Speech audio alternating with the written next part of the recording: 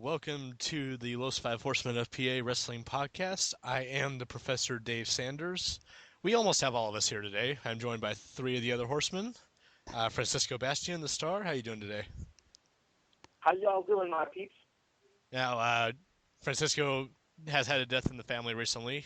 He no longer has his laptop. He's coming to us via phone. So if he cuts out, that's why. I'm sure he wants to say a few words about his baby. I'd just like to give a quick warning, like a little 5 seconds of silence for the best laptop I ever destroyed. He will be missed. Indeed, indeed. Also with us are the Macarena kids, Reese and Jarrett. How you guys doing today? Awesome. The big bird. And just in case, if we still sound the same, do you think I should still do the British accent? Nah. Yeah. Well, I think you guys should just say your name before you talk, as long as there's something to say. All right. Because that was pretty over the top. Yeah, we were supposed to record a Royal Rumble live edition. Didn't record half of it, so that's why it didn't get posted. But was it Reese? You had the the British accent? Yeah, it was way over the top. It was pretty bad. So we're not going to try that this week. But we will be giving our Rumble thoughts since you didn't get to hear them. I like to point out that my prediction came true, and the guy that I picked actually won the damn thing, so I win. Yeah, at the 11th hour, this man picks Sheamus just randomly. No reason, no reasoning behind it, no thought process involved. He picked the Royal Rumble winner. I'm pretty sure that's how WWE Creative does it. Yeah. No, I was just gonna say he pretty much thinks like WWE. I get their logic. Or lack thereof. Yeah, thank you. I say lack of logic. But yes, Sheamus did win the Rumble. It came down to Sheamus and Jericho's the last two. Obviously, my 10-minute tirade of what would have been a perfect scenario did not happen. Yeah. After a week of rage quitting, I am back, though. Yeah, but you see, Dave, your plan made too much sense. Yeah, like, I honestly think these meetings that they go to last like 2 seconds. They're like, oh, well, we need to push a guy, so let's just draw a name out of the hat and see who wins the Rumble. I actually picture the wheel dartboard, and then they spin it, and then they throw a dart. Oh, yeah. That's what I'm picturing, more than the hat. Or do the thing from South Park where they just have a bunch of random situations on a table, and they just cut a chicken's head off, and they just have the chicken die on one of the things. That seems more fitting, considering what we're talking about here. But yeah, Sheamus won the Rumble. Apparently he's not going to pick his opponent for WrestleMania until after the Chamber, which I guess is smart. Yes. Yep. That way he knows who he's going against and stuff and doesn't get surprised if someone loses their title at the Chamber. Also, notable things that came out of the Rumble. Daniel Bryan retained his title. Punk retained his. Cena and Kane went to a no contest. And then Ryder apparently likes to sit in empty rooms and stare at walls for 20 minutes. Did anyone else notice that? Yep. He was basically sitting in the room during the whole Kane-Cena match just for Kane to come in and destroy him again. You know, that usually doesn't give you a good excuse to, I don't know, leave. Yeah. Especially knowing that you're one of his targets and you're in bad shape. So, also, I find it really, really hard to sympathize with you when it's clearly obvious that you will be found because you have your name right up on the door. Yeah, that didn't help much. But we got a couple bonus matches, didn't we? What were those again? The a Divas eight Divas tag match, wasn't it? With the heel team wearing all teal. That's right. Oh, that's so funny. Teal. Oh, that's nice. Yeah. And but I actually liked it because it lasts longer than 3 minutes. Oh no. It probably was shorter than 3 minutes. But at least it didn't end up in a roll-up pin. That's true. Francisco? You were going to say something? I'm not going to lie. I kind of like teal, so I actually liked it. Yeah. But, and then the other match we got was a Drew McIntyre sighting. the man who has been almost fired for the past 3 months now, got a pay-per-view match against Rose Clay. You know, Logic is awesome. It is. But put a guy that's on a losing streak on a pay-per-view. Yep. Of course. And then we also got not one, but two 10-plus minute long video packages hyping The Rock and Cena. Oh, man. Yeah. They're honestly trying to milk that more now than, I can't even compare it. I can't even think of a comparison right now. It's trying to do a year's worth of build-up in like a month, and I don't like it. Pretty much, yeah. It's on a slow build-up. I have felt no build-up for this thing since they announced it. Well, if they would have had, one half of the main event actually on TV weekly and actually promoting stuff, yeah, that would help too. Logic. There's that logic again. But, yeah, that's pretty much the Rumble in a nutshell. I was completely shocked by Sheamus's win. Looking back on it, I feel it was the right move, though. I wasn't. I mean, looking back, yeah, sure, at the time my prediction was random as shit, but it makes sense, dude. Like, I mean, why not? They've been pushing this guy steady, like, for a few weeks. Exactly. So realistically, it came down to either him, Randy Orton, or Cody Rhodes. And Orton doesn't need the Rumble to become a legitimate number one contender. And Rhodes stuck in mid-card hell, so Sheamus was it, You forgot one, Francisco. Well, I think you did that on purpose. I did. Jericho was just like, if you look at it, Jericho also is one of those guys that could be gone for about 6 and 7, 8, 9 months, come back, wrestle his first match, win the title on his first match, and everybody would be okay with it because they know that Chris Jericho doesn't need the Rumble or Money in the Bank or a number one contender tournament to put himself over like that. He will always be over with the fans. So, yeah. Well, that's going to be a good segue because that was actually part of the news. I guess Jericho is the news sheets are reporting that he is going to be gone sometime in April or May. So I guess that was the right choice to make by Triple H for Sheamus to win the Royal Rumble, if that's the case. Yep. And, I mean, at this point, gambling on Jericho is like gambling, putting an alcoholic on a beer run, Yeah. He's unreliable as far as wrestling goes because you don't know if he's going to stick around for the long haul. And at this point, you guys know that Jericho's never going to be full-time ever. He's got too much things going on. Apparently, Dancing with the Stars is a lot more important than wrestling. Yeah, but Reese and Jared, your thoughts on this? I mean, has this whole 1-2-12, the whole end of the world as we know it thing, just a big waste of time then? If he leaves, then yeah. Well, I want to say it's bad because he might be leaving and it will be a waste. But at the same time, it's Jericho. Yeah. I'm just happy that he's back. I was going to say that. Yeah, but it seems like he's just doing this all just for his own amusement now, it seems like. Yeah, but, and that's probably what it is. That's how trolls work. Yeah, that's how trolls work. But you know what? I am okay with that because it's Jericho. I'm literally okay with that.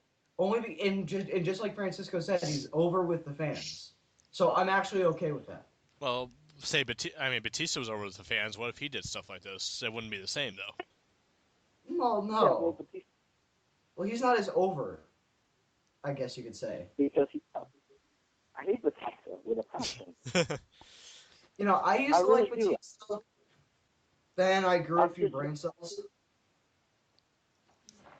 I've just never understood why you would like. Sure, he got better towards the end of his run, but for the most part, well, look who he was going against too.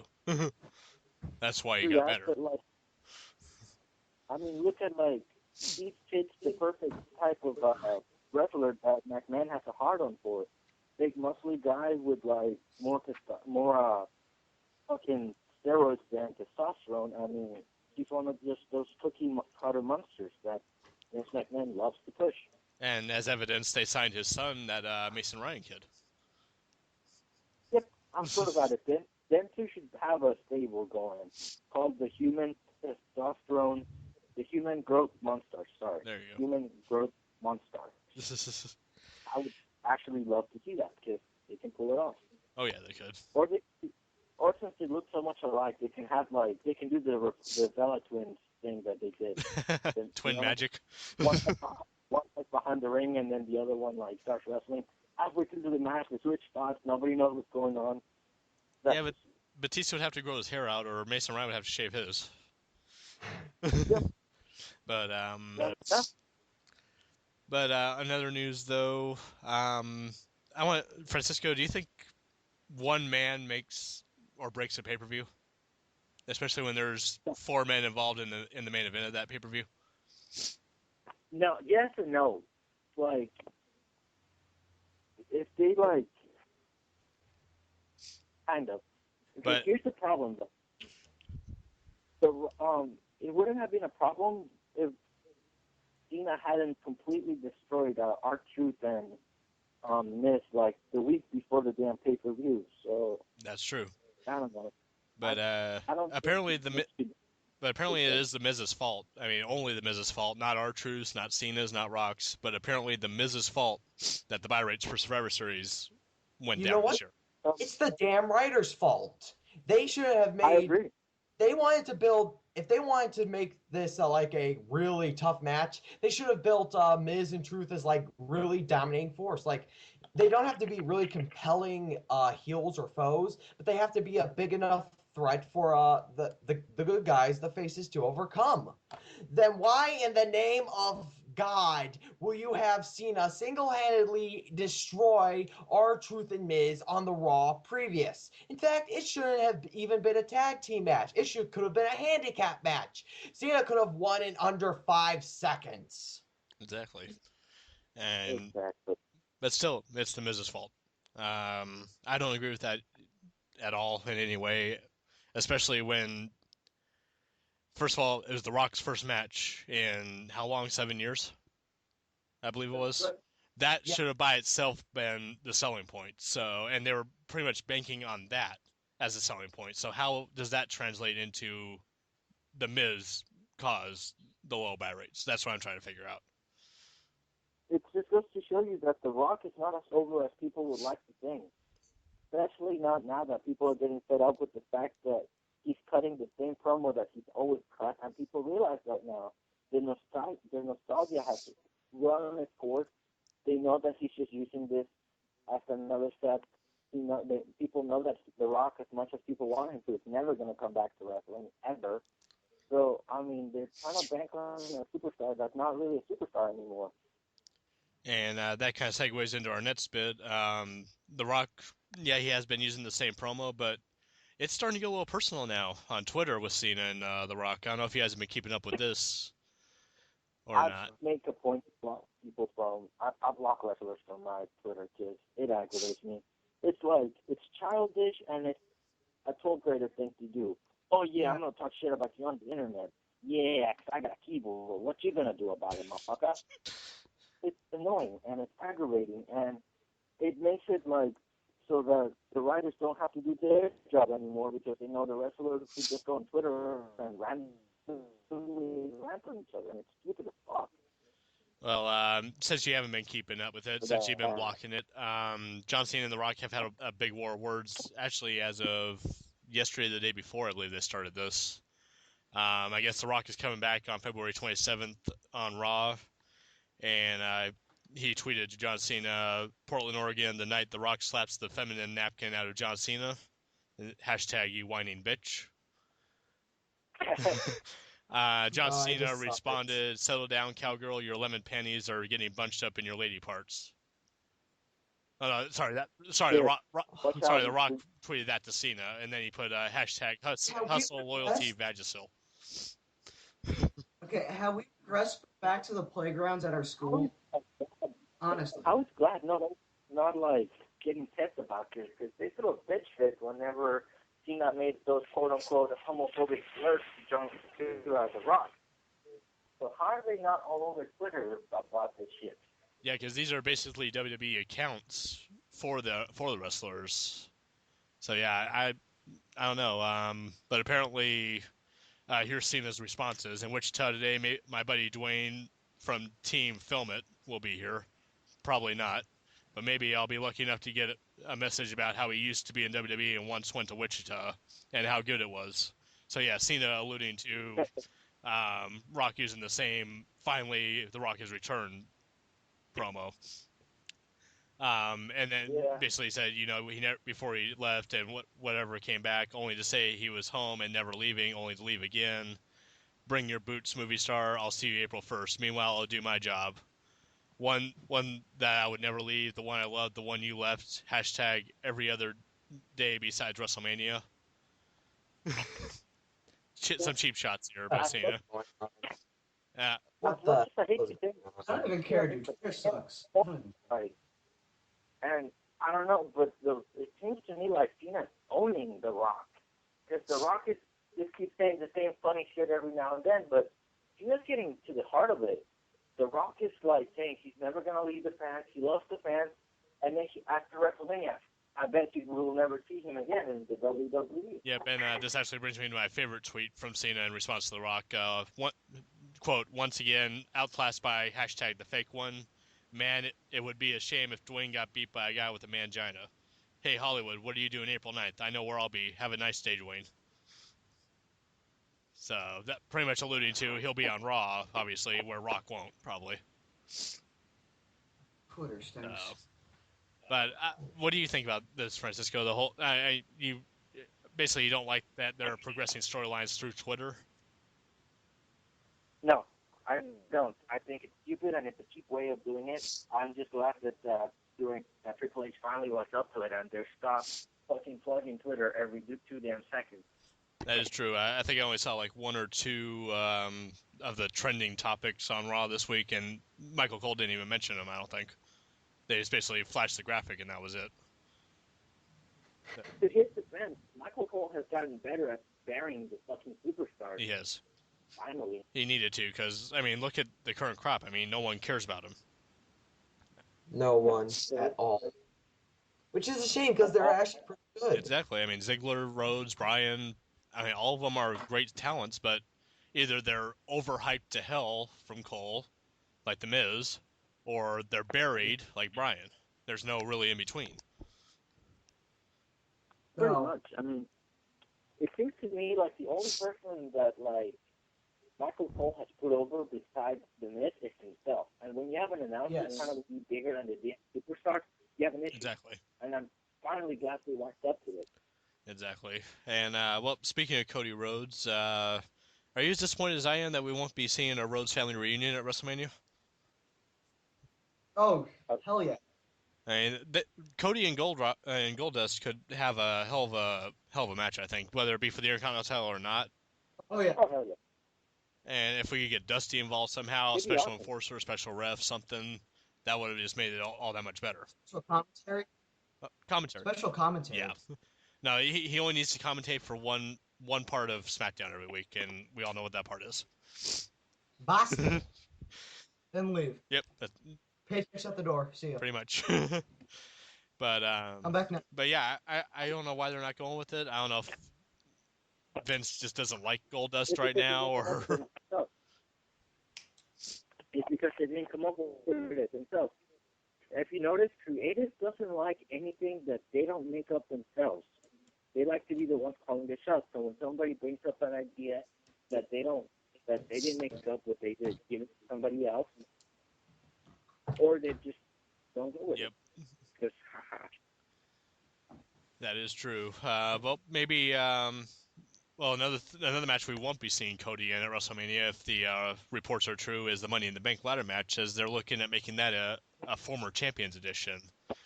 Correct me if I'm wrong, isn't the Money in the Bank supposed to be people who have never had a chance before to be elevated? Yeah, all right. So, what does this whole concept mean, the former champions? Like, Money in the Christian, Del Rio, whoever has won the Money in the Bank. Fuck JBL. Sorry. I just have to give Miranda. Basically, former Money in the Bank winners who have cashed in and won the titles. Really? That's stupid as hell. That is beyond stupid as hell. Okay, but that's like the same principle as not qualifying for an elimination chamber match. Exactly. It's essentially that's what it is. I've only counted twice. I think only twice in WWE history where former world champions have won Money in the Bank. Kane and CM Punk. Yes. Yeah, but CM doesn't count because his first world reign was like It was because. Yeah. Houston shit. So it's But only. no, here's the thing, and King doesn't count as a former world champion either because his first reign lasted a day. Yeah, that's true. Okay, but here's the thing. Former world heavyweight champions, in my opinion, don't need gimmicks like that to be realistically be considered number one contenders anymore because they won it before, they climbed the mountain before, they've done it. They don't need the gimmick. Like, keep the gimmicks like that to mid-hunters that are on the crisp of winning like they have done in the past with every other Money in the Bank winner. Exactly. I mean, look at the stars that have been brought out of Money in the Bank, CM Punk being one of them. I mean, Rob Van Dam wouldn't have had that awesome match at One Night Stand, too, back in 2006 without that. They wouldn't have had that hype. I mean, Daniel Bryan's getting the rub off of it. I mean, Alberto Del Rio, as much as you hate him, Francisco, I mean, he wouldn't have been champion without it. Yeah. But Mr. Kennedy failed. But that was his own. He was injured, so they had to get the title back on or get the briefcase over to Edge. But that was a special circumstance. But I mean, Mr. Kennedy probably would have went on to become a WWE champion at the time. Because he was good back at that time. Yeah, I know. He was Mr. Anderson, Yes. which we shall not talk about. But I don't agree with that. I think they need to put like Rhodes, Ziggler, Kofi just for the flippy moves, of course. I think Ziggler could win Money in the Bank if they put him in it. It'll either be him or Rhodes if they do. But I don't think Rhodes needs the gimmick. you don't think so? No. Why not? I think it would fit him actually. The Money in the Bank? I don't even.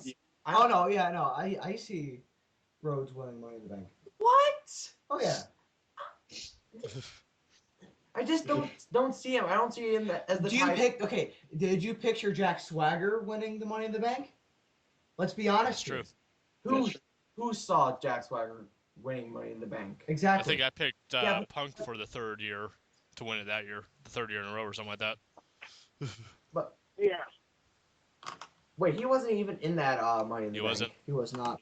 No, he was against Mysterio. Oh yeah, that's right. I forgot who I picked then. It was probably Drew Mac or something. Oh. Wait, was Drew McIntyre? I think he was. I know Evan Bourne. Well, that one had like 9 people in it. Okay. Besides the point, I just don't see Rhodes winning a world championship by way of Money in the Bank. I think he should just win it cleanly, like in a one-on-one match. Which is what Rob Van Dam did, if you remember. Rob Van Dam, to his credit, was the only Money in the Bank winner who didn't do the chicken thing and just got it whenever the champion had been raped by somebody else. He actually said, Gina, I'm cashing my Money in the Bank at One Night Stand. And he won it, thanks to Edge, but, you know. Yeah, actually, he and Heyman. And actually, he said that the night after WrestleMania, if I remember right. You know, that's why Rob Van Dam is awesome. But that also led to the... Fuck Rob Van Dam. But you have to admit, Francisco, that actually brought out one of the best... Rob Van Dam's amazing. But you have to admit, Francisco... No, he's not. He's overrated as fuck. He has one promo that he always uses. He's been still for 10 years, and his gimmick has been the same. He plays the hippie gimmick forever and a day. It's old and it's retarded, and he blew his chance of winning, of being at the top. He had it. You know, he was at the top, but because he got arrested, that's his own fucking fault. So no, fuck Rob Van Dam. Well, I agree with you, Francisco. I agree with his character being stale. You have to admit, though, that was probably the most lively crowd, the biggest. Oh my god, that's better than Chicago. That was the best atmosphere for a wrestling match probably ever. Yeah, even Even Chris Jericho calls, and I quote, Philadelphia the best fucking crowd in the Well, world. it was in New York though. Oh yeah, dude. I'm just sad that the ECW arena is never going to be used for I wrestling know. ever again. I know. And it's a shameful thing. To see it. Well, you It's can a always shameful thing though. Philly fans are the best. Yeah, One of the best crowd fans I've ever they seen. did. It was like what the Impact Zone tries to be every week, but they fail horribly at. Oh yeah. Well, on a side note, though, speaking of TNA, I did actually watch Impact this week. I'm not going to go too much into it, but they are over as hell in London. That they were actually in an arena, and it was packed. It was. Right. Was it Wembley Stadium? No, Whoa! And You say no. It wasn't Wembley. TNA would never grab that much of an audience telling to you. go into.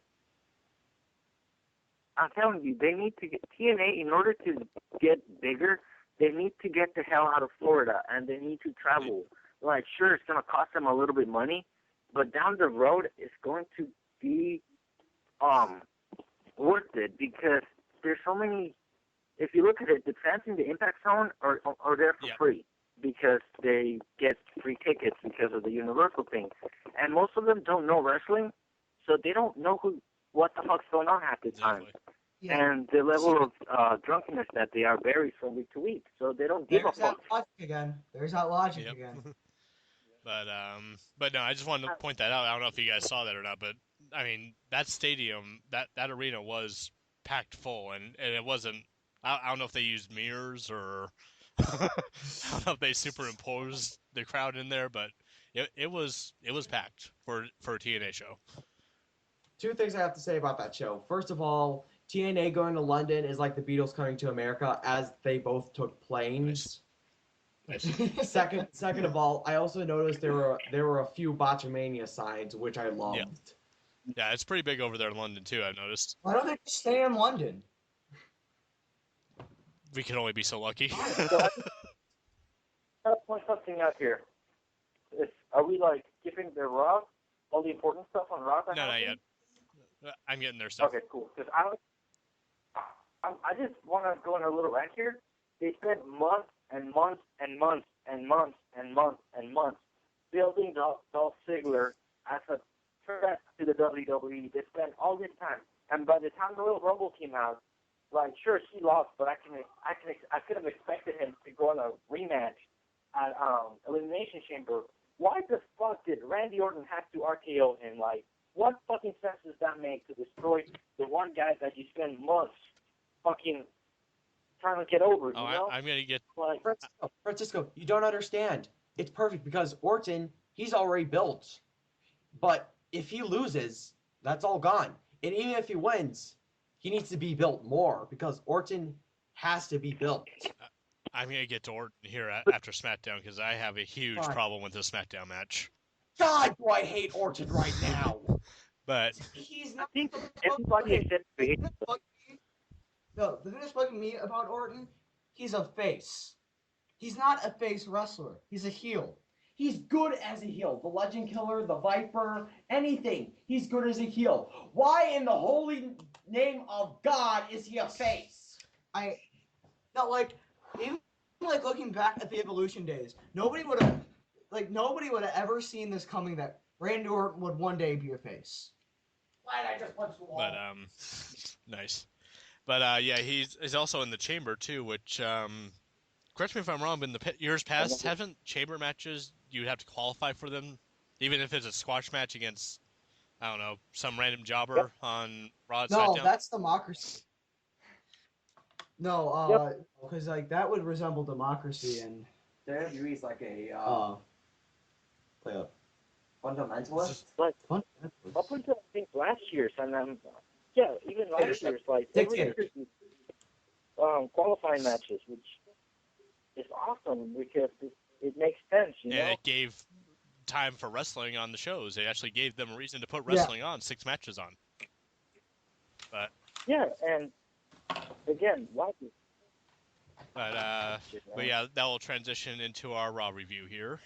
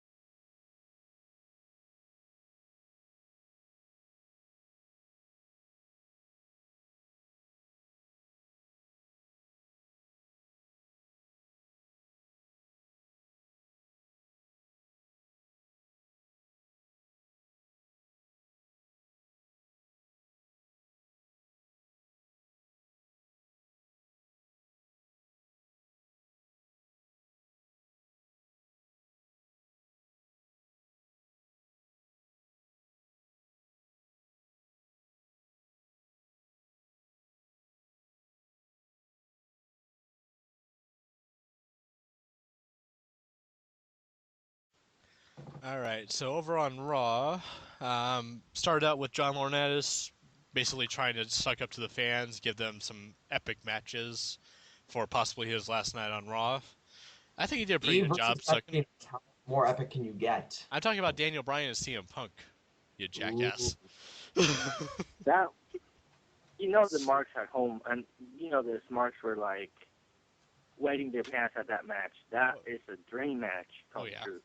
It did. And the fact that if you think about it, right now, the cream of the crop is two of Ring of Honor's best wrestlers ever. You know? It is. That's basically the cornerstone of Ring of Honor right there. Are those two, Yeah. along with Joe and AJ Styles. That's your foundation.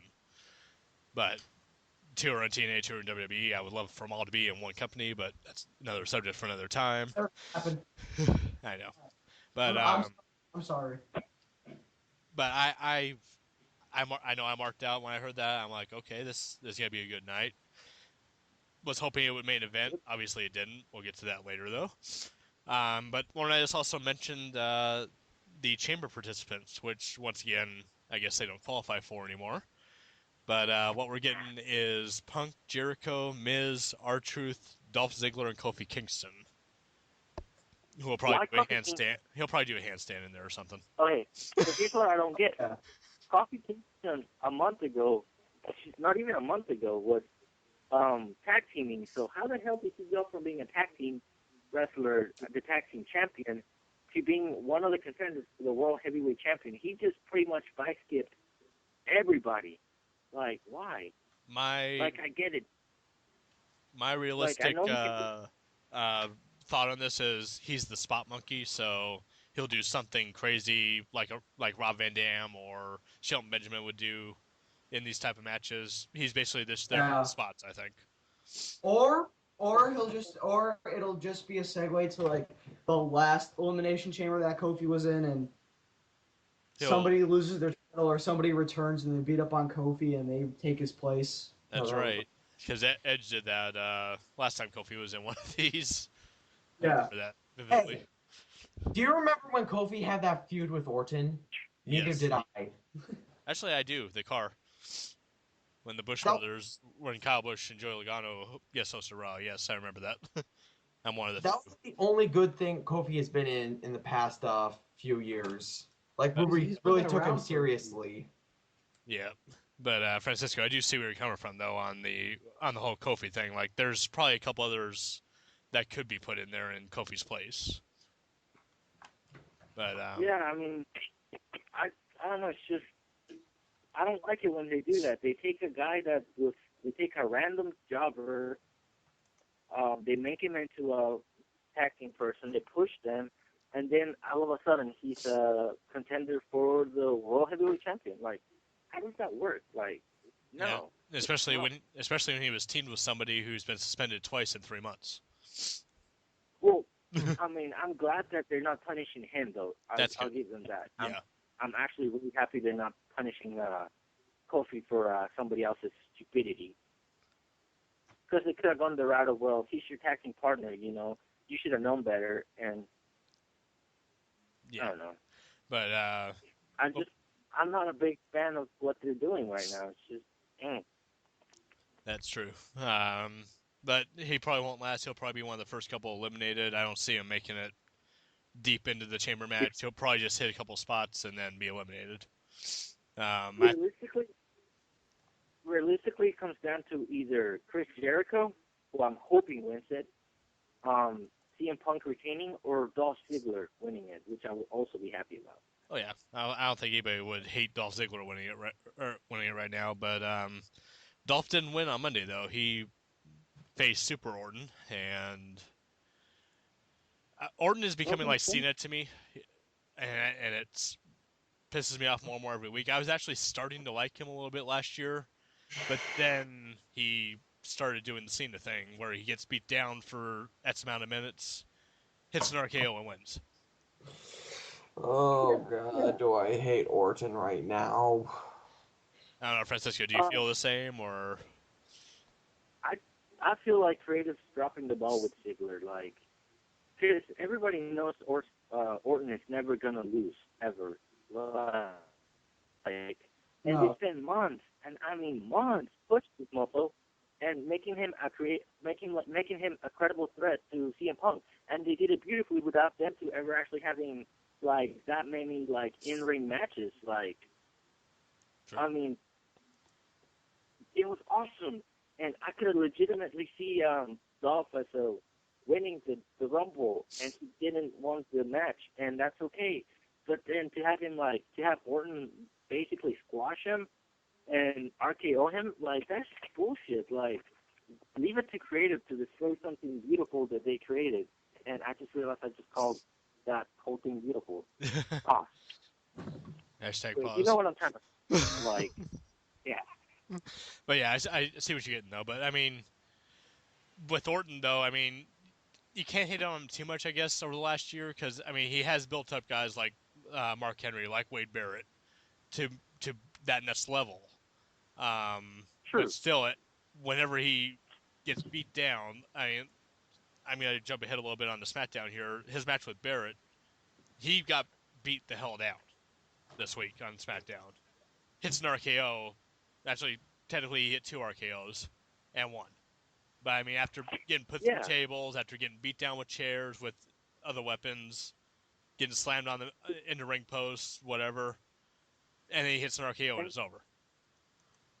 And it's like we're supposed to expect, like we're supposed to be happy with that, and he's We're going not. the same like before. He's going the route of Super Cena, and the fans hate him, or majority of the fans dislike him for that.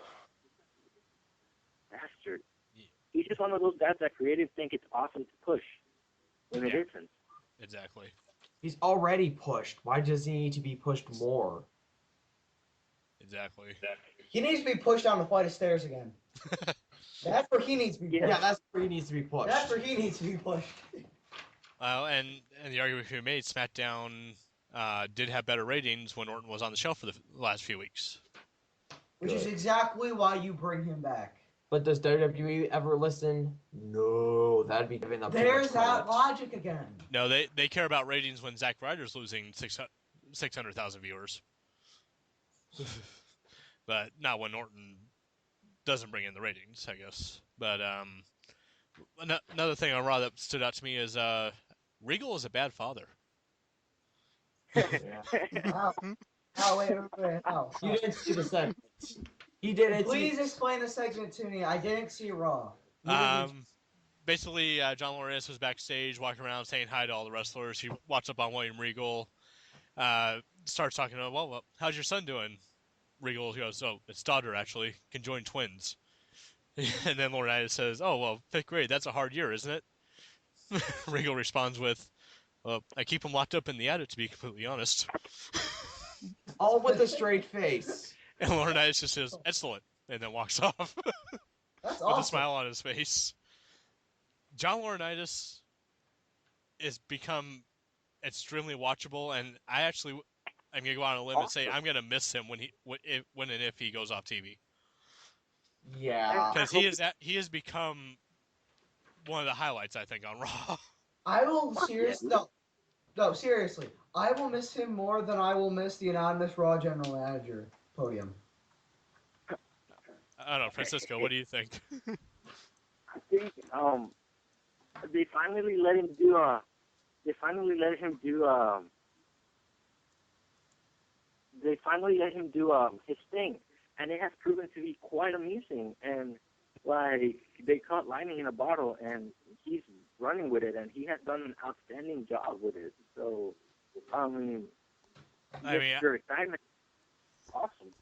I legit laughed for a good couple minutes when on the ending segment when H was about to have him join Kiss My Ass Club.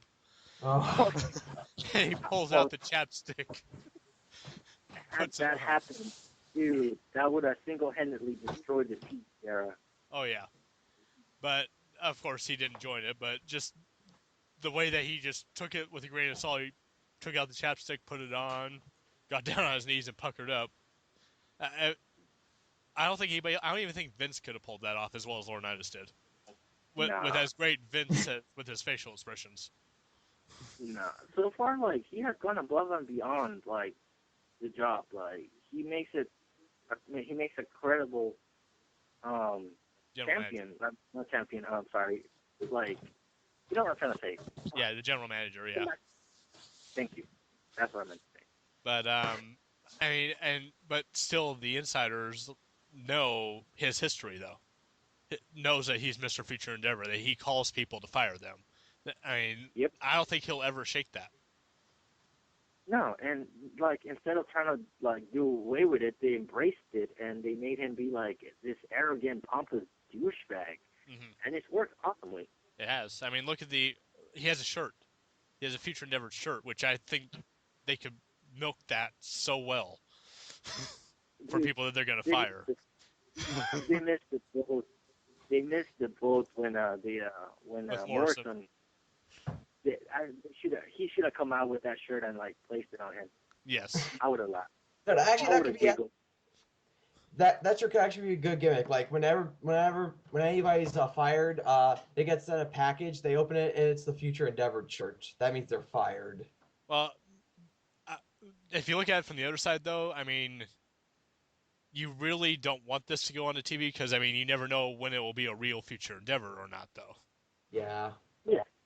Because, I mean, And it thinking sucks about for it the people more. that- Oh, go ahead. It sucks for the people that hear those phrases because, you know, that's their livelihood, but Yeah, it makes for good television. it does. And that's all that matters is ratings. Doesn't matter Right, about their right. jobs. It matters about ratings. Screw stories. You know, TNA, that whole wrestling matter thing, the WWE has the ratings matter campaign. Yep, there you go. We also saw on Raw a couple of dinosaurs, literally, fighting. The Funkasaurus Jurassic against Park. T-Rex in the Jurassic Park match of the night. Tyler actually got some offense in. A lot more than most of the Funkasaurus' victims have gotten. More than Well, Tyson he is- Kidd. Everyone got Yeah, more than Tyson Kidd. He is bigger than most of the size-wise than most of the other contenders that he has fought, though. Yeah. Awesome. But Um, I think it's time for him to stop the squash matches, though. I mean, I know Umaga had a bunch of them to start out his run. Liver But- popped off. See, Well, but that here's was- the thing. They really weren't like gimmicky wrestlers, you know? Umaga Yeah, you know, wasn't a gimmicky wrestler. well, compared to Brodus Clay. He was basically the answer to Samoa Joe. That was the gimmick Samoa Joe was supposed to get, I think, if he was signed with the WWE. Oh, yeah. But to backtrack to what you're saying about, if you look at it, to the entire history of monster heels, they've always had the squash matches to establish them. Yeah. And it makes the person that finally beats them be special, you know? Like, I hate to say it, but they did that with Umaga, who was the first person that beat Umaga, Super Cena. Mm-hmm. And kind of should have mattered, but... By submission, too, which I think was the worst way to go with it. But Yeah. But, I mean, but how many squash matches did Umaga have? He had probably about as many as Brodus Clay, if not less. I actually think he had less, because I think he's started getting into the actual middle of things a lot sooner. But, I mean, I think it's time Brodus needs to start getting involved, like maybe go for the U.S. title. Like, him and Swagger, that could probably be a good match. Oh, yeah. Well, given the fact that Swagger's built like a gorilla, I could see that being a somewhat entertaining match. Yeah. Mm-hmm. I mean, Brodus won't be able to manhandle him completely like he has everybody else, but he'll still be able to get the upper hand. He'll still have the size advantage on Swagger. Swagger will have a tough time picking him up for the gut wrench bomb. But but yeah, of course, Brodus won that match in about 30 seconds or so, and then we got Bryan and Punk, which should have main evented. Should have. In main event? No. No, What? What main evented? a segment. In main event, the first hour. Yes, it was the first hour main event, which we all know that's where the WWE champion belongs, right? The first hour main event. Yeah, because more important stuff happens in the second hour. Yeah. But Basically, it was a really good match up until Jericho came out. He hit Bryan to get Punk DQ'd. no, Oh my god, I no, just found that. no. What happened was he pulled Bryan out of the ring, That's right. and then he went inside and code broke Punk. Yep. And And did anybody catch the Ring of Honor handshake before the match started? yes, I Yeah. did. That was No, awesome. That was. That was a nice little shout out to the Code of Honor there.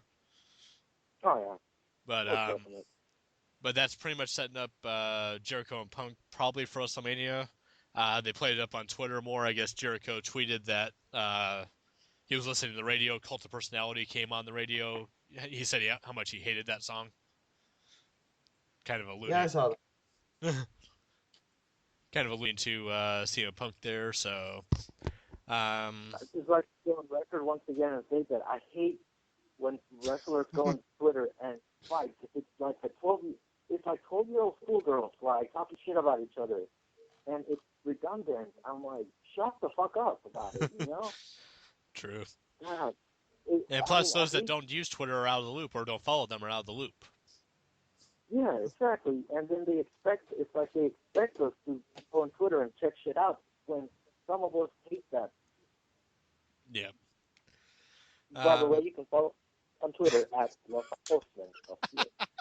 Nice plug there. Wait, what? Did you hear that? That's awesome. That is WWE logic at its best right there. That is why you picked Sheamus to win the Rumble. Wait, what? I didn't hear it. No.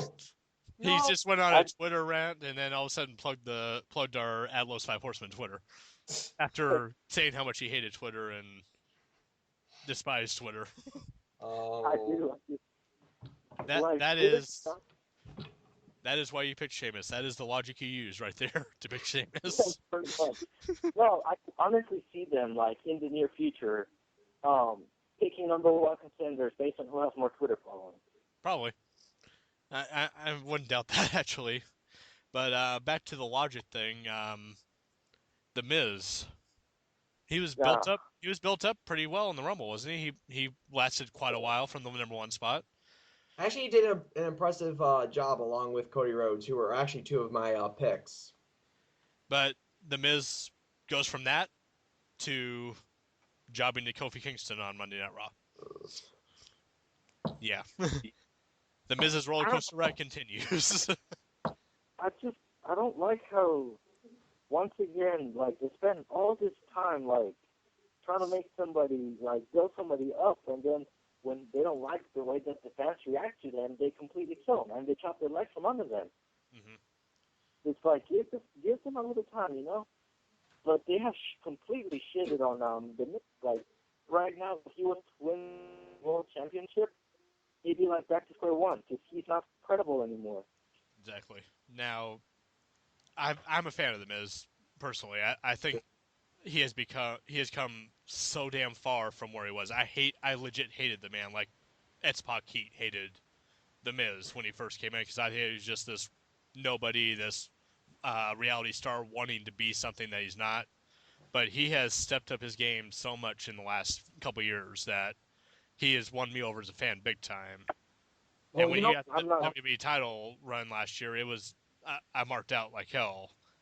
But since then, it's like, what the hell happened to him? Why are they all of a sudden doing this? Why are they blaming everything on him? Well, you know why he's awesome, right? Not gonna lie to you, but I kind of missed the Bedazzled shorts. Them shit makes me laugh. That was awesome. I don't know. It was different. It was. But think about this, too. The Miz wouldn't be where he is today if it wasn't for his run with John Morrison, too. I mean, they played off each other really well as a tag team. They built each other up, I think. Of course, the Miz saw more success than Morrison because Morrison had his little 100-pound weight on him that went ahead and screwed everybody else, literally.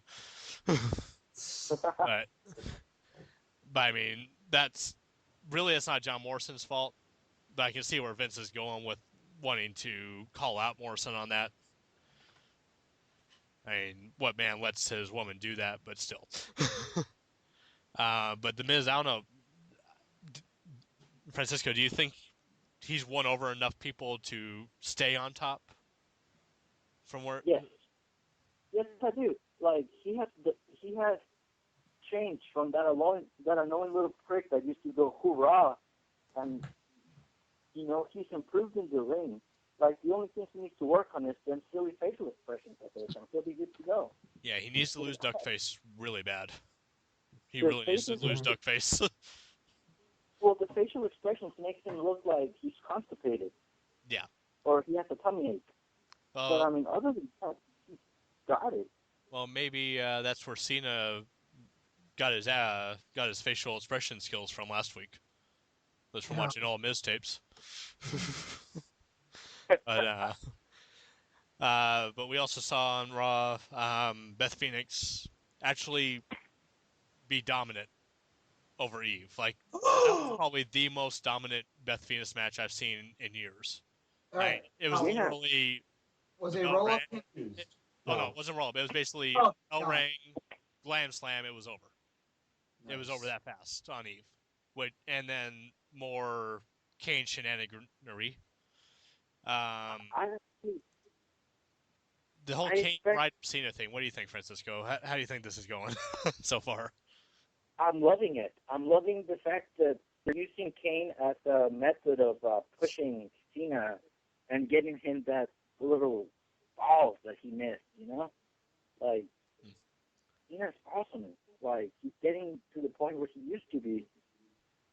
But you don't think they're sacrificing Ryder in this and basically going to leave him behind after Cena finally snaps? Yes, that they are. And I'm actually happy about that. Zack Ryder did not need to be in that rivalry in the first place. So the fact that he's kind of out of it now, it helps. Plus, it also makes it could be used as a good tool to turn Ryder heel, which I would love. I would love to see Ryder heel. Like, come out and be like, blame Cena for, like, sticking his nose where it wasn't wanted and, like, chopping his legs from under him. And just basically, like, beating the shit out of Cena, and then Cena finally snapping and just being like, bitch, I'm better than you, and just boom. Well, for recent Jared who didn't see Raw, and for those of you that didn't see Raw, Kane did come over the Titantron and say that he was going to keep attacking Ryder until Cena embraces the hate. How does one embrace the hate? Honestly, how does one embrace the hate? I don't know. Ask Kane. That's a legitimate question. No, because embracing as in noticing. Well, apparently Cena's noticed it because he has the shirt and whatever. But I just don't know how one embraces the hate. It all goes back to the whole Cena sucks chance and basically. Kane, this is my understanding of it, Kane doesn't think Cena's taking this seriously with The Rock. So in the long run, Kane's trying to help Cena. I think that's where the storyline is going, to help to get angry and beat The Rock somehow. All right. Again, WWE logic. I know it doesn't make sense. Yeah. All right. So Kane basically wants to have John Cena turn the hate into anger. That's my understanding of it. I could be wrong, but that's my understanding of it. I just didn't get how one embraces the hate. I think it's like turning into a Sith Lord. Yeah. It's like this, Macarena. You know how whenever we first gave you that name, you hated it, and you're like, stop calling me that, I'm calling your mom. Yep. And over time, you were like, okay, You embrace the Macarena. Yeah. It makes something it's never gonna stop. So you just were like, okay, whatever. If I can't get you guys to stop laughing at me, I'm just gonna start laughing with you guys. Okay, so is that what embracing the hate means? It's embracing. Yep. It's accepting it and becoming a part of it. The thing, Cena acts like it's not even there, or at least that's how I feel. He acts like it's not even there. So should he? Although then again, he has responded to it with the T-shirt. Yeah. No. Sorry, that whole argument isn't valid. My bad. Yeah, because they haven't really marketed the T-shirt, really, except at live events. I'm seeing a lot of parallels between John Cena and Anakin Skywalker right now. Both are extremely annoying, and when they turn heel, you just embrace it. there you go. John Cena is Darth Vader. So, Yeah, I love it. And then you asked what main evented Raw. It was the segment where Laurinaitis was about to get fired, which Triple H was about to wish him the best on his future endeavors. And then a familiar sound rang over the arena. Sadly, not Johnny Cash. Yeah, that pissed me off beyond more Am I than the words. only one that doesn't like the fact that doesn't like that song used as the Undertaker's? I think it was fitting for him. You know, it was. I don't like it. I don't like it. I don't like it. Undertaker's funeral march that he's got going on works wonderful. They don't need to humanize the Undertaker with that song. Yeah. But really, look at it. I mean, Ain't No Grave Can Hold My Body Down. That's not really humanizing him, really. I mean, that's basically saying nothing can hold him down, not even a grave. Yeah, but the Undertaker's one of those few people that doesn't need a song. He can just go out there with it works for his mystic character, the gong, and then I don't know. I just don't like him using that song. I don't know, but anyways, the Undertaker did return, wig and all. That was definitely Yeah, that was what the Undertaker. basically, it was the same promo as last year with Triple H and the Undertaker. Sorry, non-promo. But the roles were reversed this time because it was Triple H looking up at the sign last year, if I'm not mistaken, and then back at the Undertaker. Yep. This time it was Taker looking up at the sign, and it ended with Triple H just basically patting Taker on the back and leaving the ring. Basically turned him down, it seems like, to me, for a rematch. And they don't need to go this route because this is the second time that they've wrestled. Yes, Right. it will be the second time.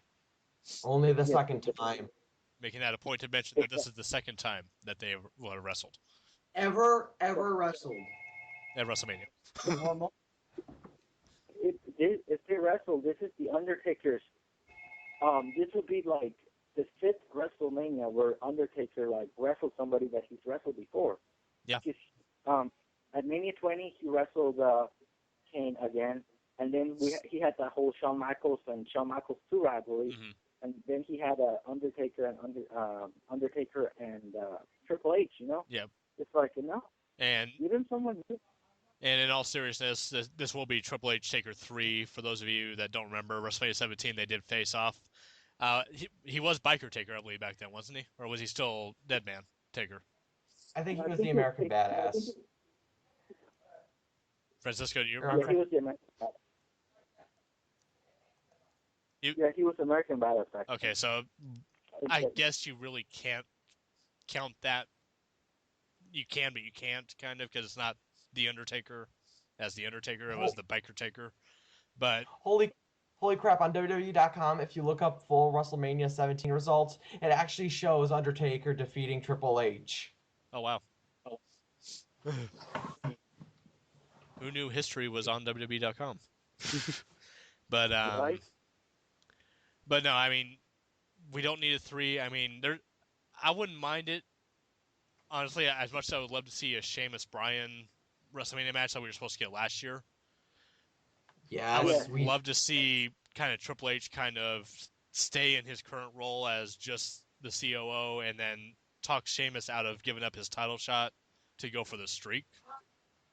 That would be an awesome storyline, I think. I don't expect it to happen because Triple H is Triple H and he wants the spotlight still. But You just want Chris Jericho to unify the title. you know what? Shut up. Yes, I do. Damn it. It would have just want worked Sheamus to so unify. well.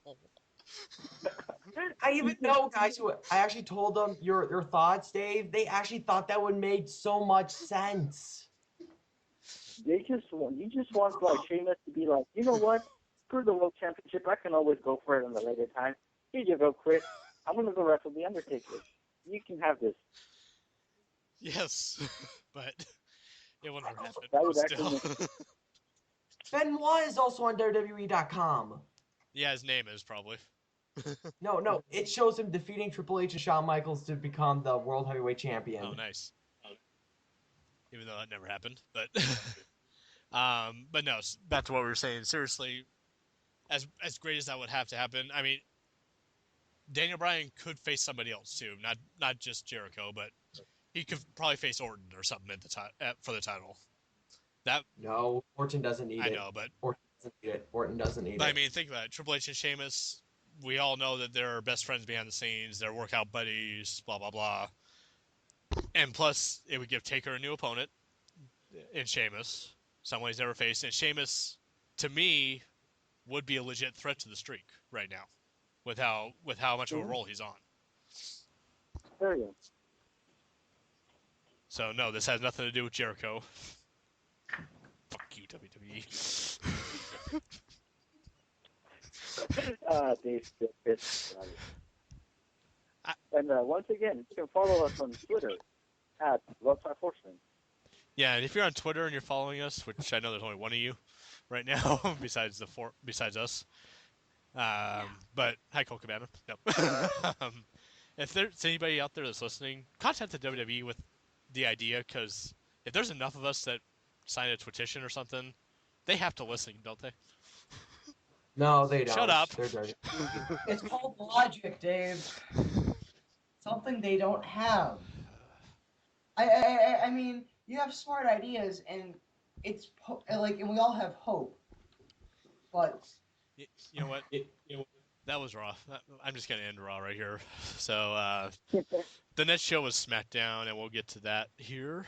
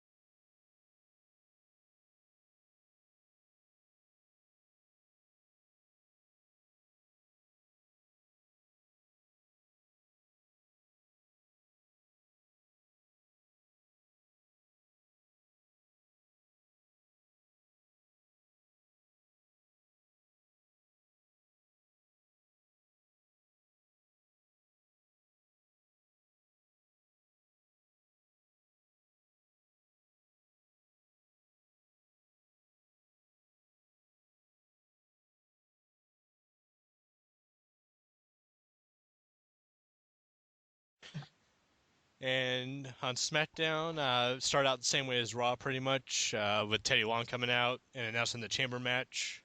Initially, it was supposed to be Daniel Bryan, Mark Henry, Big Show, Cody Rhodes, Wade Barrett, and Randy Orton. But Henry decided to come out and say that he was too good for the Chamber, I guess. That he needed to be taken out of the Chamber and given his rematch right then and there. Do you agree with him, Francisco? Yes. Yeah, because it's a good way of masking the fact that he's injured and he needs time to heal off without it being pushed. By him walking out and saying, "Fuck this, I'm too good for this," it adds a new level of arrogance to his character. So I like it. It works. Okay. No, I completely agree with Francisco. Completely. Nice. And basically what happened was Henry ran his mouth. He actually, I believe, grabbed Teddy Long or pushed him. No. That's a big no-no. The only person that can grab Teddy Long is Oksana. You know, the only person that can grab Teddy Long is Oksana. Nice. We'll get to that later. But apparently Teddy Long grew some balls over the week because he suspended Mark Henry after that happened and took him out of the Chamber. So who would replace Mark Henry? We'll get to that later. I'm surprised that he didn't make it like an attacking match. And say, player, if you don't win, you suspend it, homie. And then you traded. Yeah. Place in a tag team match. But the first match out the gate was the Royal Rumble winner Sheamus against Cody Rhodes. I could get behind that as a feud. Yeah. Oh yeah. Awesome. Sheamus has apparently channeled Fit Finlay and started using his finisher also. I don't know if anyone noticed that. That kind of go behind, drop on his head thing.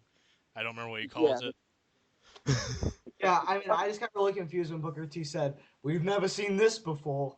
Like, yeah. Yes, we have. And the fact that Cole played it up as a new move, I'm like, that's the same move that the other Irish guy did, Finlay. Yeah. Idiot. But Again, Michael Cole is WWE showing lack of continuity there. Yeah. I'm telling you, the ambassadors are afraid of continuity. They are. Because they're afraid that if it's continuous, it'll actually make sense, I think. I think they're actually legit afraid of that. Can't do that. Can't do that. But up next, we saw Gabriel versus Hunico with Camacho and the Jarrett. Huh? Oh, bicycle. Thank you. I set you up for a bicycle, and you go take it. That match actually never happened because Rhodes was still kind of mad about losing to Sheamus. So he took his frustrations out on Justin Gabriel. Rightfully done, too. I didn't get this part at all. Yeah, with Hunico and Camacho joining in with It made no Rhodes. sense to me. No, it didn't. And what really capped off the whole nonsensical nature of it, who came in for the save? Great Khali. Yeah. Like, a little don't know. backstory would have been nice. Out of nowhere, coming in to save Justin Gabriel. India, South Africa, somehow. I know they feud over cricket a lot. I don't know what other backstory there is between the two countries, but Both were under British Empire rule during the Victorian age. okay. I'm sure they'll work that into the storyline somehow. Oh, yeah. but yeah. You know they would too. They probably would. And then we get to one confusing segment onto another confusing segment. How many months now has Drew McIntyre been told he's going to be fired if he doesn't win his next match? Going on 2 or 3 now? Yeah, about 2 or 3. 2 or 3 months. Yeah, McIntyre still not fired. Still has one last chance. He's still going to be, and he's still the MVP of the WWE. Yes, he is. I made in my blog that I'm about to post in a few hours, I make a point of how, like, hopefully he'll come out getting, like, a massive pop from the fans. You know, just to their credit, as wrestling fans, we love an underdog. You know, we will cheer for an underdog any day of the week. Oh, yeah, we will. And if they play him up as the forever underdog, you know. But there is a fine line that they're going to be toying with here. I mean, how much is too much? How much before it's to the point where, okay, he's never going to win a match. Who cares now? No reaction whatsoever. True. I mean, they're toying with that fine line here. I mean, he's going on, like I said, about 2 or 3 months now of losing consistently and being told he's going to be fired if he doesn't win. How much longer are they going to keep that up now? It needs to be at that turning point here pretty soon where he needs to just go off and beat the hell out of somebody. Oh, yeah. And it would have been great if it would have happened to Brodus Clay, and that would have given him a chance to compete in a real match. But that also would have squashed the Brodus Clay train after all the weeks. Yeah. So it needs to be just someone like maybe a Cody Rhodes. Yes, I was just thinking about that. Maybe a Sheamus. I mean, Cody Rhodes and you know what? Probably Sheamus. I think Sheamus would. Cody Rhodes would make perfect sense. They do have history together. They do. Remember, they were tag team champions once upon a time. Yep, they were. What? Yeah, they were. Were they? Yeah. About a year. How do I not remember this? Because they don't play it anymore? No. But, I remember that. They were tag champs, and they were actually a really good team, too, for a while. I enjoyed that team. Broken Mirrors, I believe it was called. Yep. I mean, it was once again, WWE's logic of throwing 2 random singles wrestlers together, but it worked. Along with Kofi and Evan, Drew and Cody worked for the time. and it gave them both something to do. So, win-win. But that wasn't the only segment we got out of the whole Teddy Long backstage. We saw yet another new tag team debut. Yes. And these are getting worse and worse and worse and worse and worse every week, and it needs to stop. It needs to stop as much as Atsana and Teddy Long. It needs to stop as much as Natalia's new gimmick. Oh God. Santino.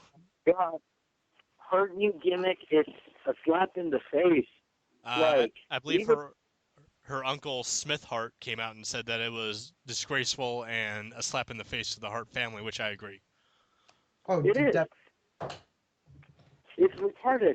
They take one of the best divas, and fuck that. She's not even a diva. She's a wrestler. Yeah. They take one of the wrestlers, and they do something that retarded. Like, it doesn't make. Oh, it frustrates me. Take a humorous turn, but don't do something stupid. Yeah, maybe once, like last week, do it one time, but don't make it a continuous thing. But we did see Santino versus Primo and Epico in a non-title match, which saw, of course, Primo and Epico winning. Yay. Although I actually really did enjoy that match just because Hacksaw was in it. Yeah. I did enjoy that match. I'm not saying that the match was good, but I'm saying I did enjoy that match. And then we got the D-Bry interview, and Justin pointed this out yesterday, fellow Horseman, the enforcer Justin Santiago pointed this out, and I noticed this too. Daniel Bryan says that he's a true vegan, correct? Correct. Yes. Isn't the belt made out of leather? Yes. Leather. Like I said, though, it could be leather. It could be. See, but then or Daniel Bryan, but you know how the back of the belt is red right now? Yeah. So maybe when somebody wins it off of Bryan, which I hope is soon, they'll change it back to the black and black. Well, no, because Christian, I believe when he won the title, it had the white back, didn't it? What? White back? Yeah, it had a different color. I think it was a white back to it. What? Wait, when? When Christian won the title? Uh-huh. His was a different color, the back of it. I believe it was white, I want to say. I don't know. Did anyone else remember that? I don't. No, I don't. Given the fact that he only held the championship for a day. I'm talking about second title run, his longer one. Got it. But I mean, it took like the longest time to realize that the back was now red. For the longest time, I thought it was just black. I think whoever the champion is gets to decide, like, get some input onto what color they want their belts on the back. So I've noticed that on a couple different ones that there's been different colors for some of the champions, but yeah, maybe Daniels is pleather as we've all been saying, but if it's not, that's a big hole in that story. Yeah. But once again, Daniel Bryan came out, said that he's a role model, he's a vegan, blah blah blah. Big Show came out and confronted Daniel Bryan. Once again, you don't poke the bear or slap the bear in the face. I don't know how Daniel hasn't learned this yet. Yeah. No, I actually enjoyed this promo because I found it very humorous. When Big Show was beating up on Daniel Bryan, you know, he had the courtesy to take off the belt off of Daniel Bryan, then proceed to beat the crap out of him. Yeah, that was actually pretty nice. But we also saw AJ return with the neck brace. Oh my gosh. Oh my gosh. She makes neck braces look cute. I have to say that. Yeah, okay, but here's the thing. Why would she go into the ring anyway, just to back out slowly and get out of the ring again? To save her boyfriend. Yeah. I'm telling you, she's going to heal. Wait, is Bryan we're at the agreement that Bryan's full on heel, right? Bryan is a heel now. There's nothing face about him anymore. He is a full-fledged heel. Good, because now he can turn heel on him. Can turn heel on him, or face on him. With him, sorry. Oh yeah, with him. Yeah. Yeah, and you can have an epic power couple. I miss power couples. Yeah. I mean, they missed the boat on another one too, involving somebody. It could have also worked. They've really dropped the ball with Jericho. You know that, right? Oh. Yeah, but who would Jericho be a power couple with? Duh, Stephanie. Ah, They have the and history. it would give me and it would give me a good reason to, yeah. I love Stephanie. She's hot. Yeah. But speaking of hot women, then we got the Natalia and Beth segment. Moving on, we had we had Oksana and her horrible entrance music, which they gave Tamina the jobber entrance, but they couldn't give Oksana the jobber entrance. Oh Made my sense. gosh. As they faced off against the Divas of Doom, which the Divas of Doom won after Beth made a blind tag and kind of stole Natalia's thunder, for lack of a better term. Yeah. Here's what I don't get. Tamina's a big girl. Why is she not with them? Or are the Divas of Doom pretty much over with now?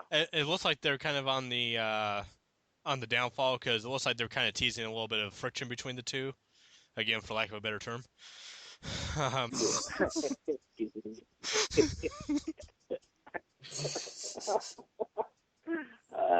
Inappropriate. It is.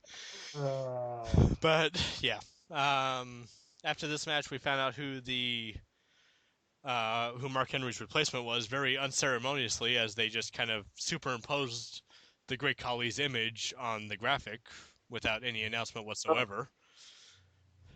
No, bueno. The Great Khali was not. I didn't see this. Yeah, Great Khali is a replacement? yeah, he's Mark Henry's replacement in the chamber. So Not kidding. no, I wish I was. I thought I saw SmackDown. I missed this. No, it's like check it out, right? Khali's been gone for what, a year? Over Basically. a year. Oh. He's already in the main event scene. That only works out if your last name is Jericho. That's true. Yeah, I'm totally with you. That is true, and I agree too. I don't know the purpose of the Khali being in here. I'm hoping it's just to be a quick elimination, so that everyone else can get to the actual match. Because or you know how here's something that I just thought about. You know how TNA has the Raka King thing? Yeah. And it's gonna be huge in India. Maybe this is their way of counteracting it. It could be, yeah. I mean, Khali is a former champion, though. Remember, so I mean, he kind of has that. Yeah, he kind of has that kind of benefit too. Kind of like in NASCAR, if you're a former champion or a former winner of that race, you get an automatic entry into the race. I mean, Khali, I guess, as a former champion, maybe gets an automatic entry if he wants. I don't know. Or they have nobody else that could go in there. That's the only other thing I can think of. Well, could they at least tell us what they're doing? If even if he was a former world champ, couldn't they tell us, since he is a world champ, he gets an automatic entry? Couldn't they at least told us that? Well, I don't know. They could, but that would have taken 2 seconds of their life, and of course they're not going to. It would have, and that would have taken away from Randy Orton's interview, which came up. Oh, God. Next. Nobody gets in the way of Randy Orton's interview. No. Oh, gosh. But apparently he talked about Barrett, and he was going to pay him back for what he did to him a month ago, blah, blah, blah. And then we got the no DQ match between Wade Barrett and Randy Orton, which is their, 50th match in the last 6 months? Oh, yeah. Easily. And, yeah, I even wrote in my notes, no DQ, Barrett versus Orton, again, exclamation point, exclamation point, exclamation point, exclamation point. Exclamation point. Yep. But typical no DQ match. There was actually a table spot, which I thought was pretty cool. Oh yeah. Orton looked like he slammed through that table. He didn't land nicely through that table, as if there was a nice way to land through a table, but he came through that thing like it was nothing. Oh yeah, I actually kind of like this match. It wasn't bad until the end when the usual stuff happened. I mean, Orton was beaten down with chairs, the table, outside, ring post, stairs, and then RKO. And then RKO. Screw Super Cena, it's Super Orton now. Yeah. And then, of course, Orton wins. And then the moment of the week, The moment of the Oh, week yes. it was Hands down. was between Laurinaitis doing the chapstick and the end of SmackDown. I have to give the edge to SmackDown. I think it's going to be the and it's I think that's the moment of the year so far. What? Daniel Bryan. Besides Brodus Clay, this may be the moment of the year. Well, Daniel Bryan was backstage watching with AJ. He was talking with Teddy Long about the Big Show, which somehow translated into a match next week being booked, Daniel Bryan versus Orton. And Bryan basically said he's not afraid of snakes, and he walked out of the room.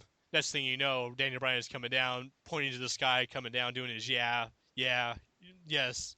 Goes into the ring, runs around the ring doing his yes thing. As Orton looks over his shoulder, he's probably contemplating his career choice at that moment and why he's working for that company.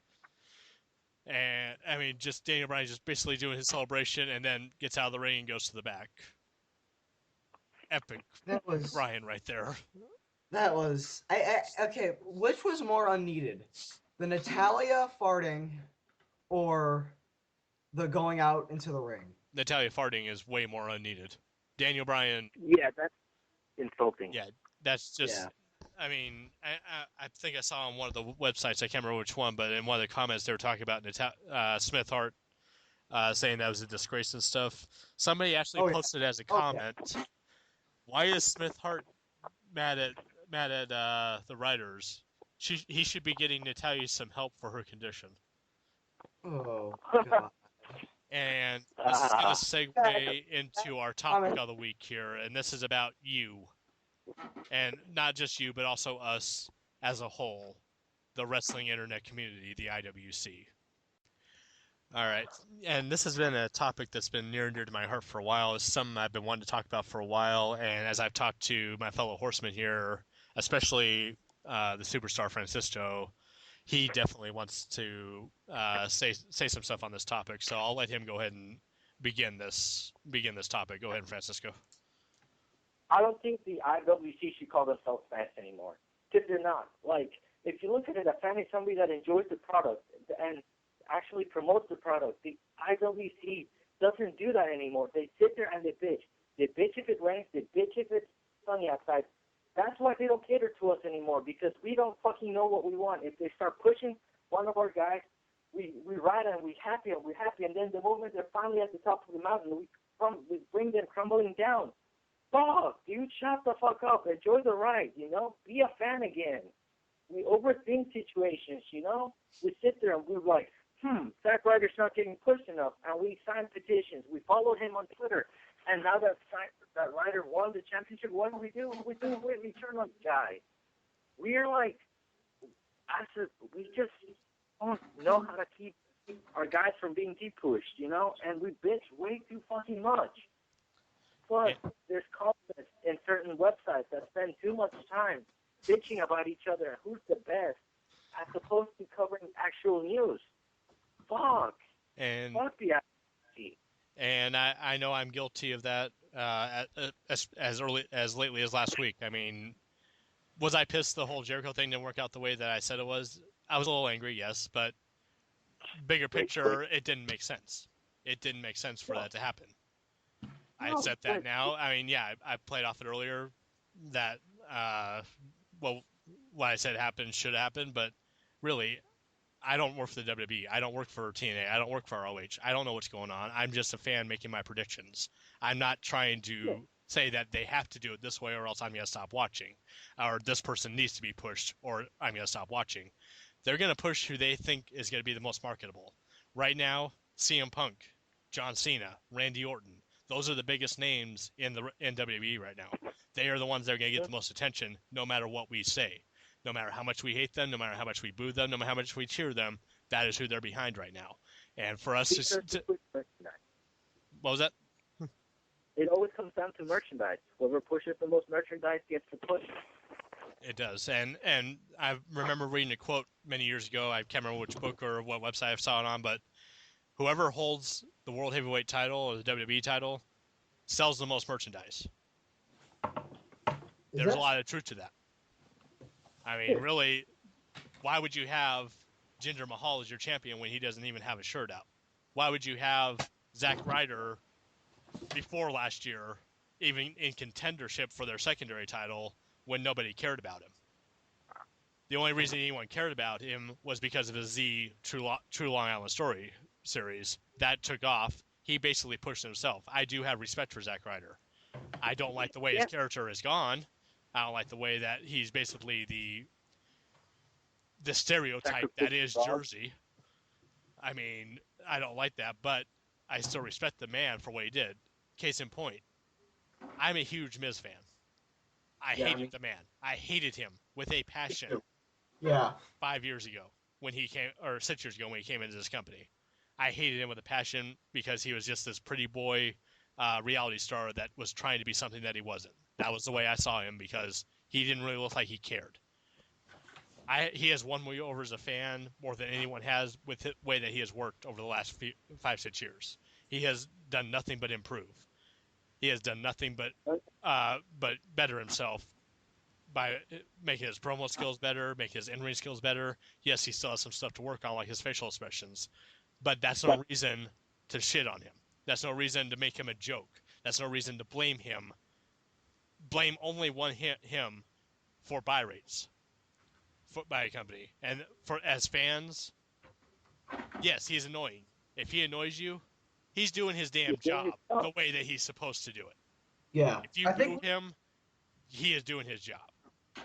I think what the internet community needs to understand is that we're still just fans. We really have no power at all. And save for the fact about Zack Ryder, yes, but we literally have no power. We still understand.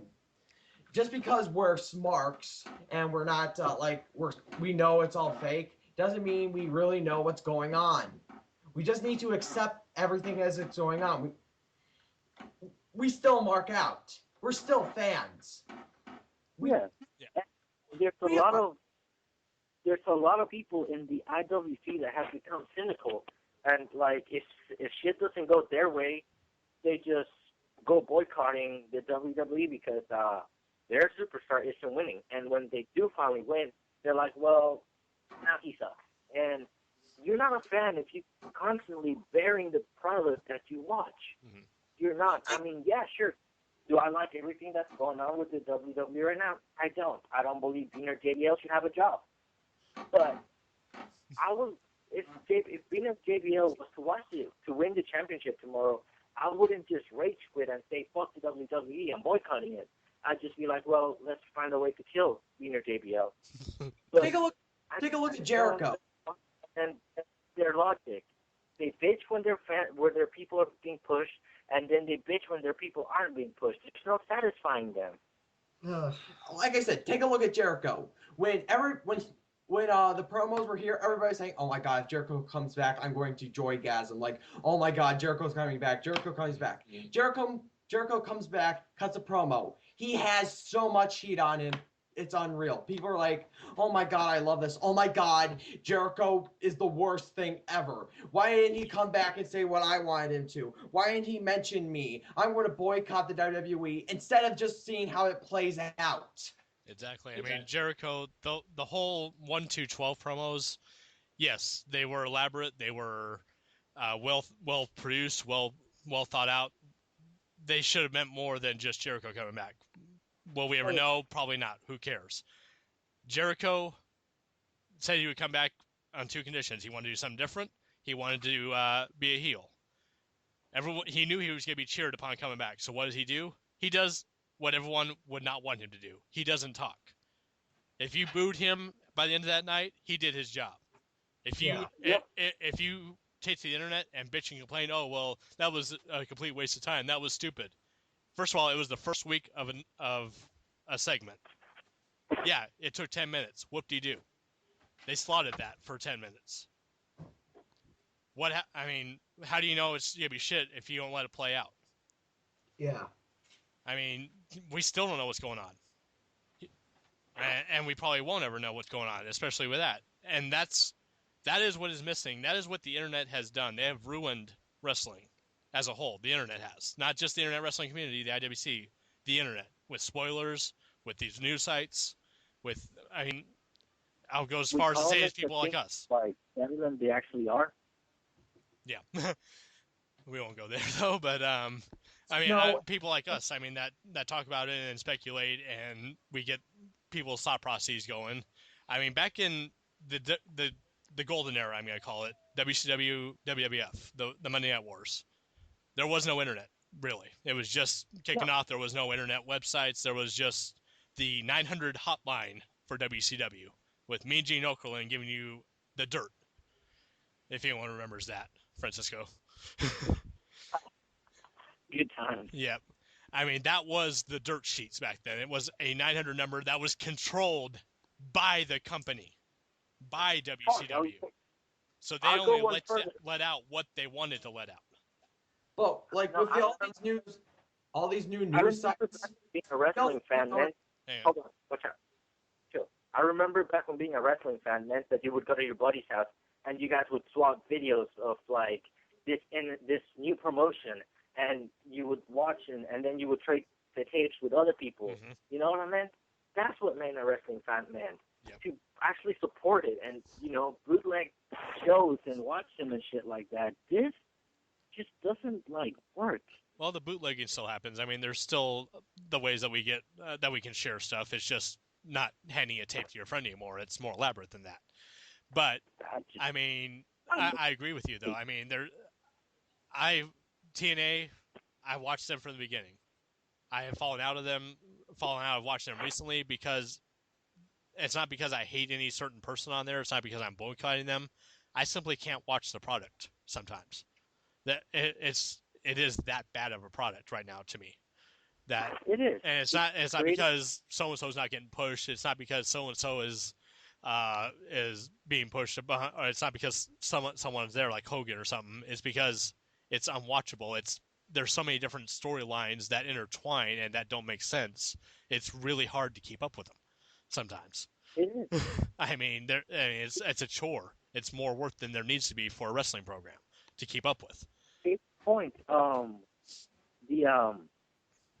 Ninja storyline with Joe, yeah. Like, where the hell did that go? Like, that had potential, but it got lost in the shuffle. And then the whole Immortal Fortune, and they were all one big super group. Then there were two groups. Then some were a member of both, or something like that. Like I said, it was just way too much of a chore. I would love to get back into them. I was the biggest supporter of TNA that I knew. I got so many people into it back in 05, 06 when it was the good times there. But it's just really hard to watch now. Ring of Honor, I try and watch it when I can. I just don't have time with my schedule, and I can only watch it online. I'm not in one of the Sinclair Broadcasting Group cities. So we don't get it on TV up here, unfortunately. So I have to catch it online whenever I can. I'd love to support more organizations than the WWE. It's really hard to. It's annoying when they're like, if it doesn't happen in the WWE, it's not good. Exactly. There's more to wrestling than just American promotions. There's so many good, awesome, foreign promotions, Yep, there's Lucha Libre, there's AAA, there's New Japan. There's All Japan, PWO. I mean, hell, even here in the States, PWO, there's Shikara, there's Dragon Gate USA. Dragon Gate's freaking awesome. There's Evolve. I mean, there's plenty of choices out there. Just none are mainstream. So, like you said, if it doesn't happen in the WWE, it doesn't happen. Look at Punk and Bryan, for example. I know. Most of this stuff that they're doing now, they've done in Ring of Honor, and they've done it 10 times better.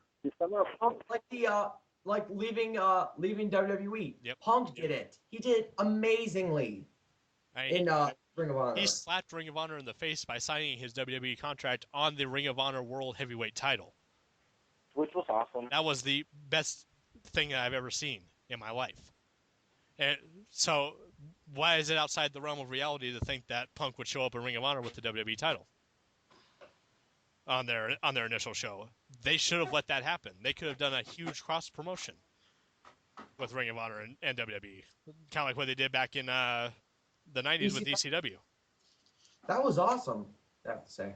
But once again, because it didn't happen, fans hated it. And yeah, did they rush the storyline? Of course they did. Because we as wrestling fans, we can't handle a Orientation. long-term storyline. We can't handle a long match. I miss the days of TV time limits, 15-minute time limit matches that went to the time limit. Technical masterpieces like Dean Malenko and the guy who shall not be named. I mean, there are some awesome matches out there that don't need to be 5-6 minutes long. Like, I've read Bret Hart's autobiography, which is also a great read. That when I heard about his days in Calgary Stampede with it, like the promotion his father Stu made, he said he had like almost every night he had like 45-minute like masterpieces with like Dynamite Kid, Bad News Brown. They're like ladder matches, and this was all on TV. Yep. You could have 45-minute matches. You could have they could go to town like an hour match. I blame Vince Russo for telling that, because before Vince Russo and the Attitude Era, matches used to be a lot longer. But after that, what he calls crash TV, people It was all just about the start ratings. the idea of matches only lasting 5 minutes. It was all about the shock factor and who could come in and interfere in that match and set up the net storyline. And it's bullshit, because professional wrestlers are that. Professional wrestlers. They're not stuntmen. They're not actors. They're not fucking soap operas. They're fucking wrestlers. They're Let athletes. them do their job and wrestle. Yep. I mean, that's what we pay to see. I pay to see a wrestling show, not... It's wrestling with a bit of theatrics. A bit. Yeah, I definitely. I don't know. So I know I do not like... Oh, go ahead. No. I'm not pissed now. So go ahead. I was gonna say, I know we've been ranting for about 15 minutes now on this. I know it's kind of a roundabout way of saying it, but this is kind of a friendly message to the fellow IWC and the fellow wrestling fans out there. And I know we may lose some listeners over this, but if you don't want to listen, that's your choice. If you do want to listen, shut up. Seriously, watch what's on TV. Enjoy it. Enjoy it for what it is. I mean, there's so much more behind the scenes that we don't know about, that we want to know about, yes, but we don't. Just relax and enjoy the ride. Chris Jericho put it best the other day, and I made a joke that I felt he was talking to me because of my prediction. But looking at it so many times, it's true. And basically, Jericho has said he laughs at everybody that thinks they know more than they do. If you just sit back and enjoy the ride, it'll be so much better. I think the theme song to Mystery Science Theater 3000 put it best. It's just a show, so just really relax. Exactly. And I mean, like I said, I'm guilty of it just as much as a lot of you out there. I'm sure Francisco, Reese, Jared, I'm sure we all have been guilty at one point or another. But yeah, I mean, we're not saying don't have an opinion. Yeah. But at the same time, there's a difference between, I have opinions. We all do. Opinions are like assholes. Everyone has one. Well, they all stink. Exactly. Except for mine.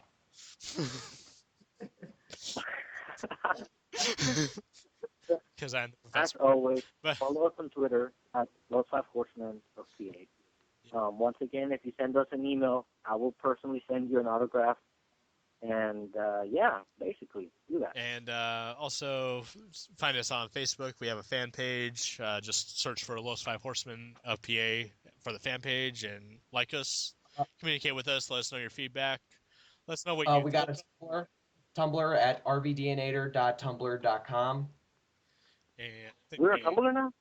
Yeah, I actually, it's my own Tumblr, but I'm using it as the Los Five Horsemen. Awesome. You should probably change the name then. Nah, I'm using RVDnator. And then if you do want to get a hold of any of us personally, my Twitter handle is at SandersD84L5H. Mine is at Turdlet. Mine is at the Tribe Dude, but don't bother because I never go on. Nice. And you can bite me. I'm not giving you my Twitter. Awesome. All right. Any final thoughts? Have we ripped into these guys enough? Yeah, I think think so. some new like to say, even though we come off as anti-IWCW guys, we always appreciate, the fans. Oh yeah. Yeah, the We listeners. still love We don't fans. do you guys want shirts, but just enjoy the show. Enjoy the show if it gets canceled. True. Without the fans, wrestling would be nothing. But just don't go overboard on that idea. Exactly. Yeah. Yeah. All right. Well, if there's no other final thoughts, I'd just like to leave you with this. Just think of a world without wrestling. How boring would that be? And if you're a fan, that's great. I mean, we're fans. We're all passionate fans. about this. This is why we do this every week. This is why we started this podcast, because we are passionate about this, that we want to talk about it. We want to interact with people about it. That's why we want to do this. Without wrestling, we wouldn't be able to do this. We wouldn't be able to have that escape from reality to get lost into storylines. Because, frankly, TV sucks nowadays. There's no good TV shows out there. So all we got left is sports and wrestling.